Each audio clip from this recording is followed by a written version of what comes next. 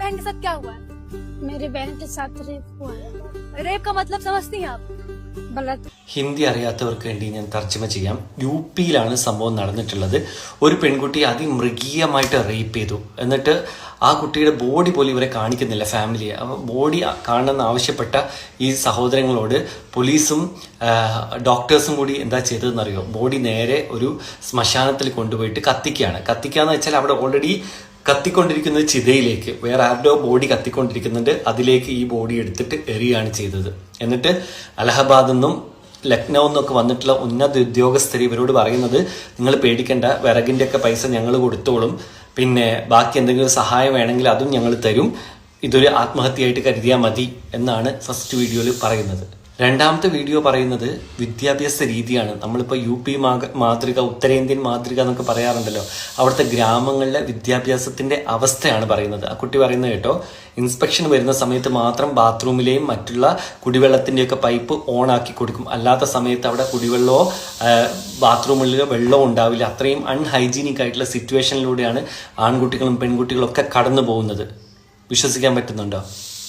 Third വീഡിയോയിൽ പറയുന്നത് ഈ എത്ര കോടിയോ 12,000 കോടിയോ 12 ലക്ഷം കോടിയോ അത്രയെങ്ങാനും പൈസ സർക്കാർ വിദ്യാഭ്യാസ മേഖലയ്ക്ക് വേണ്ടി മാറ്റിവെക്കുന്നുണ്ട്. എന്നാൽ ഉത്തരേന്ത്യൻ ഗ്രാമങ്ങളിലെ വിദ്യാഭ്യാസ സ്ഥാപനങ്ങൾ തന്നെ അവിടെ ബെഞ്ചില്ല, ഡെസ്കില്ല, ബോർഡില്ല, ഒന്നുമില്ല. എന്നിട്ട് അവിടെ കുട്ടികൾ ഇങ്ങനെ ഇരിക്കുകയാണ് ചെയ്യുക. അപ്പം മഴ പെയ്യുന്ന സമയത്ത് കുട്ടികൾ പാത്രം എടുത്ത് ഓടണം മഴവെള്ളം പിടിക്കാൻ വേണ്ടിയിട്ട്, കാരണം അല്ലെങ്കിൽ പുസ്തകം നനയും. കുട്ടിയോട് കുട്ടി പറയാണ് ഭയങ്കര വേദന ഇങ്ങനെ ഇരുന്നിട്ട് കാലിന് ഒരു ബെഞ്ച് കിട്ടിയിരുന്നെങ്കിൽ നന്നായിരുന്നു എന്നാണ് ഈ കുട്ടി പറയുന്നത്. പറയുന്ന സമയത്ത് നിങ്ങൾക്കത് എത്രത്തോളം ഡൈജസ്റ്റ് ചെയ്യാൻ പറ്റുമെന്ന് എനിക്കറിയില്ല. കാരണം ഞാൻ ഈ നരമുണ്ടോ ഖേല എന്ന് പറഞ്ഞ ഈ പുസ്തകത്തിൽ ഈ വിഷയങ്ങൾക്കൊക്കെ മുമ്പേ എഴുതിയൊരു പുസ്തകമാണ് DC ബുക്സ് പുറത്തിറക്കുക. ഇതിലെ 116-ാമത്തെ പേജിൽ മനേർ ഷെരീഫ് എന്ന് പറഞ്ഞൊരു സ്ഥലമുണ്ട് ബീഹാറിലെ പട്നയ്ക്ക് അടുത്തുള്ള. അവിടെ ഹുസൈനി ബ്രാഹ്മണരെ കുറിച്ച് പഠിക്കാൻ വേണ്ടി പോയ സമയത്താണ് അവിടുത്തെ കണക്ക് മാഷി ഞങ്ങളെ ഗ്രാമത്തിലെ സ്കൂളിലേക്ക് കൊണ്ടുവന്നത്. ആ സ്കൂളിന്റെ അവസ്ഥ അതാ. ഞങ്ങളുടെ സ്കൂളിന്റെ മുമ്പിൽ സർപ്പഞ്ച് 4-5 ആടുകളെയും ഒരു എരുമയും കെട്ടിയിരിക്കുകയാണ്. സർപ്പഞ്ച് എന്ന് വെച്ചാൽ പഞ്ചായത്ത് പ്രസിഡന്റ്. അദ്ദേഹത്തിന്റെ വീട്ടിലെ തൊഴുത്തിന്റെ പണി നടക്കുന്നതുകൊണ്ട് എരുമനെ ആടിനെയൊക്കെ സ്കൂളിൽ കെട്ടി. അതുകൊണ്ട് സ്കൂളിന് അവധിയാണ്. ഒരാഴ്ചയായിട്ട് കുട്ടികൾ ആരും സ്കൂളിലേക്ക് വരാറില്ല.